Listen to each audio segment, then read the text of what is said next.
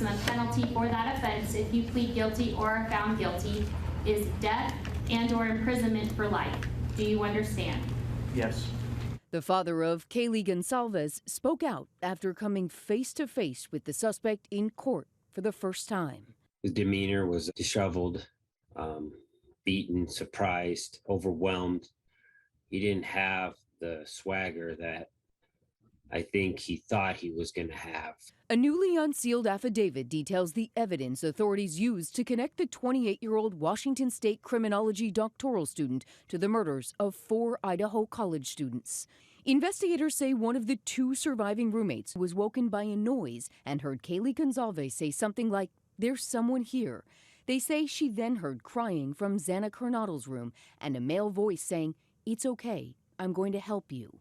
Documents say the roommate opened her door and stood frozen as a man wearing black clothing and a mask that covered the person's mouth and nose walking toward her. She described him as 5'10" or taller, not very muscular, but athletically built with bushy eyebrows. The man left out the sliding glass door.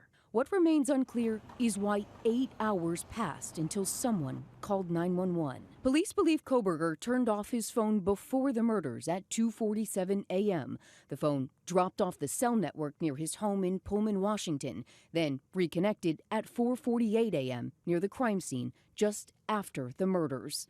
Police mapped out his likely route to the house. They say cell phone data also pings Koberger near the victim's home at least a dozen times before the murders and the morning after. It's unclear why he was near the home so often. We have information of a white vehicle that was in the area. By the time police had turned to the public for help finding the white Hyundai, Koberger was already on their radar. An officer at Washington State had located his car and noted he had bushy eyebrows. 5 days after the murders, Koberger changed his license plate from Pennsylvania to Washington. As they removed evidence from the Moscow, Idaho home, investigators now say they'd harvested DNA from an empty leather knife sheath found next to the bodies of Kaylee Gonsalves and Madison Mogan. And as they closed in on Koberger, police say that DNA matched DNA from Koberger's father, which they collected from trash outside the family's Pennsylvania home. New details came out yesterday in the University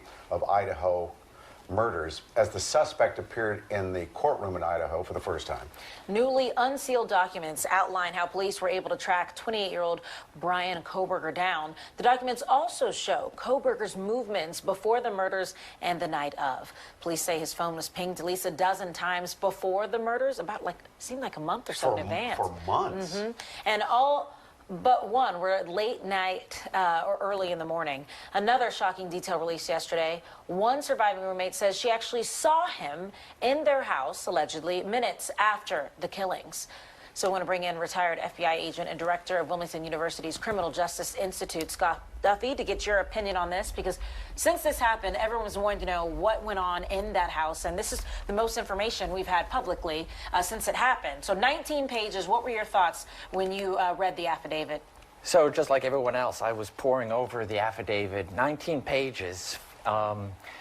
Amazing work that went in by as the investigator from Moscow PD, talking about this is a partnership with the Idaho State Police and the FBI and other agencies. Amazing facts that are put in to get a charging document. So, go ahead. No, go ahead. I don't think this guy knew that there were so many surveillance cameras all over the place. He didn't seem to be worried. He was more worried about his phone than surveillance cameras like at the murder scene. Yeah, so from reading into the affidavit that this individual had applied for an internship with the local police department. The Pullman, Washington Police Department. Yeah, let's pull it up. There's a specific part, and we have it just since you're referencing it, Scott, where he says that he applied in the fall of 2022, and he wrote in his essay that he had an interest in assisting rural law enforcement agencies with how to better collect and analyze technological data. And he also posted a Reddit survey when the survey asked for participants to provide information to, quote, understand how emotions and psychological traits influence decision-making while committing a crime. Which is amazing. And he specifically requests in this internship with this police department, hey, I'm a student at the local university, and I really have an interest in this technology and law enforcement and the whole analytical work that goes in behind it for rural police departments. And so there is reference in the affidavit about the phone possibly turned off, airplane mode, right, to allude, as he seems to be well aware of cellular technology. But I absolutely agree, he does not give account that there are many surveillance video, ring cameras, that's where they saw the white car, right? all over the place. And that seemed to be what really started everything, or got, as far as pinpointing him.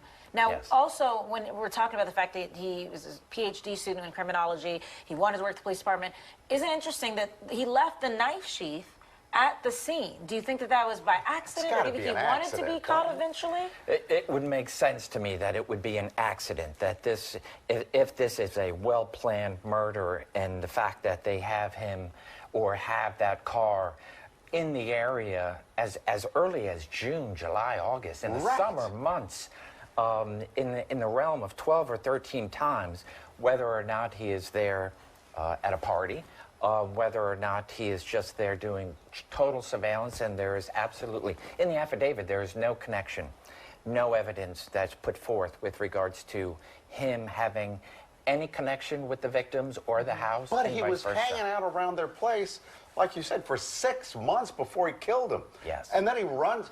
I didn't realize that one of the roommates opens the door and he's walking by her. But he That- doesn't stop and kill her. He keeps moving. And why do you think that is? That is amazing, and the fact that he has, according to the affidavit, he's covered from the nose below, but that the eyebrows, the eyes, Are bushy. the fact that the color of his skin, he knows he's identified. But this roommate then goes back into her room, right? And doesn't call police for, not that I'm Yeah. shaming her or anything. I don't know what the hell. And who knows what condition she was in physically, but doesn't call the police for a long time. This is a big question that law enforcement has probably already answered, but is not providing into the facts of the case. This is 19 pages of facts that law enforcement needed to identify and in my belief, quickly charge and remove this person from the community. Do you think, now with this 19 pages, with all the evidence they've been building up and the interviews, do you think that he will admit to the crime? Oh, that's a big question. It's a question I can't answer. However, if all the facts bear that this has been a planned crime for many, many months, I can't imagine that this person would plea out as opposed to wanting this to remain in the foresight. Right. And it's so interesting because even with all these details, we've learning so many answers to the questions that we've had since we learned about these murders, but it still doesn't say why. Why them? Was there a connection? Even though we know he was there for months before, why was he so fixated on this house? It's, Yeah, will we ever know, you think? The motive remains with him. Right. And the police have theories. They have their speculation, and it's not in the affidavit. Well, other they're so than- tight-lipped, which is great. People were begging them for information and calling them the Keystone Cops. I guess anything but the Keystone Cops. Yeah, They did a good job. they absolutely did a phenomenal job. Have a good weekend, Scott. Thank you, Mike. Thank Thank you.